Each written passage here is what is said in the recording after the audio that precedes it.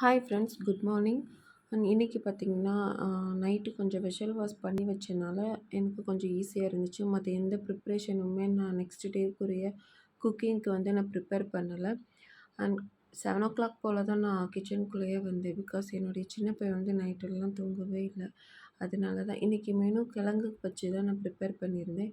என் பெரிய பையன் லஞ்சுக்கு கருணக்கிழங்கு குழம்பு அண்டு சேப்பக்கிழங்கு வறுவல். அது கூட பார்த்திங்கன்னா கேரட் பீன்ஸ் பொரியல் தான் நான் வச்சு விட்டுருந்தேன்.